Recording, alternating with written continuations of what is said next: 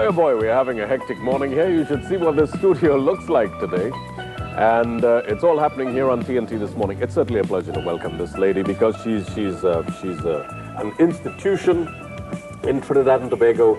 She propagates a culture that I feel not enough people in this country are sensitized to, because we call ourselves the land of Calypso, Steel Band, and Limbo. Not to say the least, of course. Julie Edwards, good morning. It's such a pleasure to have you. Good morning. You're a queen in every right. Oh, thank you for those kind words. Now, let me tell you something about Julia. She's the innovator of the flaming limbo and the human limbo. She invented the stands, which is now used, I didn't know that, used to hold a flaming bar. She performed in the movie Fire Down Below with Robert Mitchum back in the 1950s. I understand Robert Mitchum loved Trinidad. Oh, he loved here. He was back in a couple of weeks. He was back here on holiday again. Yeah, I heard so. And he loves rum. Rum. All right. Anyway, you've been performing for how long, Julia? Let me see. I'm dancing over 50 years now, and the group is about 40, 45 years. What's the name of the group? It just goes under Julia Edwards, Trinidad and Tobago Limbo Dancers. We try to put Trinidad and Tobago on the map. So lots of times we leave all the Julia Edwards and just Trinidad and Tobago Limbo dancers. Yes. Do you think that Limbo is dying, Julia? Yes, sorry to say, it's a dying art. Really? Yes. We would love to really, give it a little perk up. Well, last night was quite good. Last night was the competition, and I saw some beautiful versions of the Limbo that had me very excited, making me know for sure now that we really would like to train young dancers to be Limbo dancers. It's a viable art form, because I had the culture minister here on the show, and we were talking about the whole development of culture and tourism. Now, countries are now selling culture. All over the world, they're selling culture. And Limbo has been a part. We're seeing it in movies. Yes, right? yes. And lots of people do little mock-ups of what we do. That's but the right. thing about it is, how many people actually understand that Trinidad is the land of Limbo? This is it. I don't think a lot of people, not even in Trinidad, really know where the Limbo came from, how far. This, and hence the reason that Limbo is the national dance of this country. It goes way, way back, like when a member of the family died. For 9 nights after, they said prayers and danced Limbo. But it was from low to high, so that the state, the soul of that member will quickly move from the low state of Limbo to the heavens. Limbo was brought here from Africa, wasn't it? Yes, way, way back. And it's a great African tradition, but it had religious significance, didn't it? Yes. Hence it was under funeral rites. In Africa? Yes. But you performed this, have you taken it back to the African continent? So yes. So the African we went to Senegal, Africa. What did they say? They couldn't even recognize it themselves. Really? Yeah. It has died? It's dying in Africa? Not really. And like the human limbo, as the initiation that the African man, from boyhood into manhood, he had to show that strength. Yeah. How he was strong in his knees and strong in his arms, and its background. There's a lot of African. I tell you, I wouldn't like to be a young man in Africa, because I tell you, there's so much that you've got to do in terms of proving yourself. Yes, Down here, we've got Life Sweet. Yes. And, you were the recipient of a national award. Tell me about this. Oh, yes. That was a great thrill. It was the Hummingbird Gold. Yes. And when you're treated like that from your own, it's a great and wonderful feeling, because I had awards from a lot of places, from Japan go right back. But when it's your own, then you really feel good. And I don't want to die and carry everything with me. I want to pass it on to the young ones right now. I want to get them interested in Limbo. I am so happy to hear that because, you know, it's one of the important things that we must recognize in our little country, Trinidad and Tobago, that we've got to pass on to those because it's going to be lost. That's right. Everything is going to be lost. Because limbo is an art. And it belongs to us. And it belongs to us because we, no matter, like when I train a limbo dancer right now, he or she don't ever stay here, you know. They're off. Oh, yes. Everybody adopting them. They call them their own and giving them a first-class living, huh? Yeah. Right. I know. Yes. I know the level of appreciation. But I think we're moving towards that. Yes. I think we're moving to understanding ourselves. Getting there. And creating that identity. It's so very important that we have to establish that Caribbean identity. You want to talk to members of the public? I'm going to ask some of the dancers also to get all set up here so that we can see the limbo. I'm looking forward to it. Yes. I haven't seen it live for quite some time. Let's take some callers now on 622-4010 and 622-6770. We're going to open up the telephone lines, and I think the dancers are getting ready. So maybe you could describe the first dance that we're about to see. Oh, yes. This is the flaming dance? This is the human limbo first you're going to see. Oh, human limbo. And they're going to do parts of each for you. All right, let's get a taste of it, right? Yes. Okay. Yes. Let's enjoy Drummers. Limbo, ladies and gentlemen, right here on TNT this morning. And, of course, you can give us a call. You can stand by on the telephone lines. Let's get a taste of true Trini culture.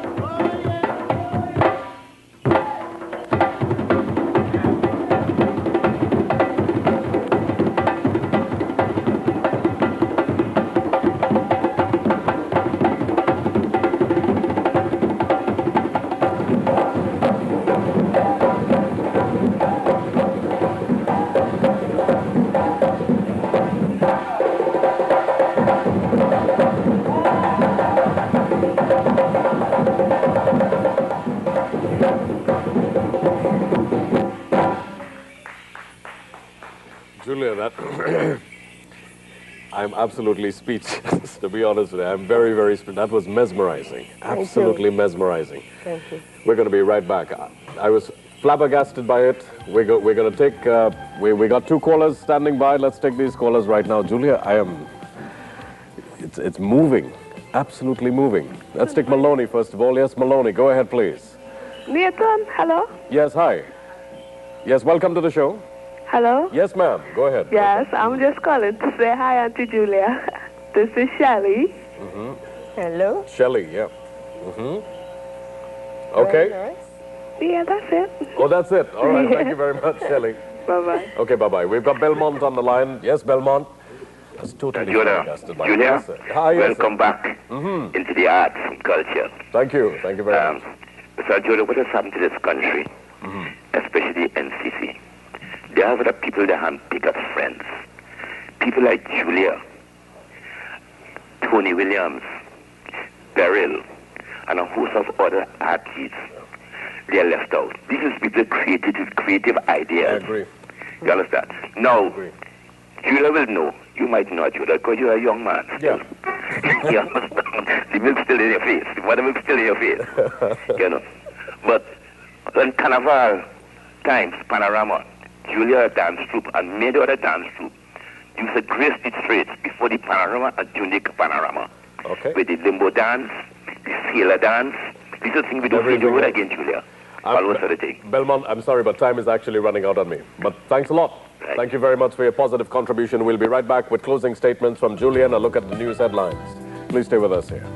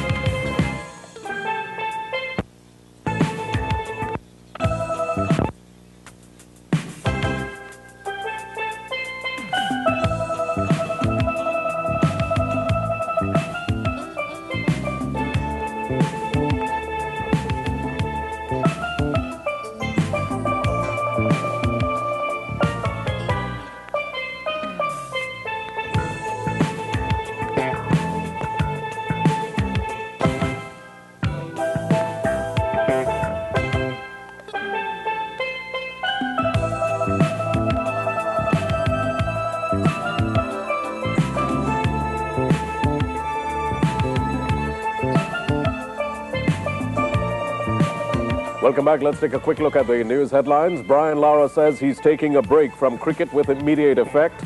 Gypsy is crowned extempo king at the Queen's Park Savannah last night. The police service reminds parents to ensure their children have proper identification on Carnival Monday and Tuesday. Traditional carnival takes to the streets of Port of Spain today. Israeli warplanes raid the outskirts of southern Lebanon, and Venezuela to implement 10-minute trials to fight a recent wave of crime. That's a look at the news headlines. Julia, I want you to have the last say because I think you're a stalwart, you're a colossus in this country. Thank you. I want to have the privilege and the honor of all our country folks to see us and appreciate us. And one more thing. We want to start the young kiddies, I want to start them off soon. If we can start their classes in April, May, I would love that very, very much. I'm very happy, and we're I'm going to invite you back on the show because, my lady, you're absolutely wonderful what you're doing. I understand that the Indians were very, very impressed. Yes. Not the West Indians, but the East Indians. Yes. The Indians in India. Yes. Fantastic. So they know what our culture is all about down here. And loved it because we first went with our Prime Minister to India. Right. And they saw us and invited us. Totally mesmerized. Yes, and invited us for their old years, for their new year to come in. Really? They wanted something different. At the Taj Mahal Hotel? Yes. Fantastic. Yes. Good. So at least the world is seeing us now. Yes. This is TNT this morning on behalf of Julie Edwards, Deborah Mativier, and of course Dr. Daphne Phillips. I'm Hansley Ojoda. Thank you very much for your calls. And of course the entire crew here who really worked assiduously. Thank you very much, Andrew Peters, Wellington, Yen Chong. You wouldn't believe what these gentlemen had to be doing here today because we were actually a couple men short this morning. But nevertheless, the show went on. Now, we're not going to have any show on Monday and Tuesday, so you can join me on Ash Wednesday for our Ash Wednesday presentation of TNT this morning. Please have a safe and a wonderful carnival out there, everybody. And I look forward to hearing all the voices that I normally hear on the telephone. Take care of yourselves and stay tuned to Trinidad and Tobago Television.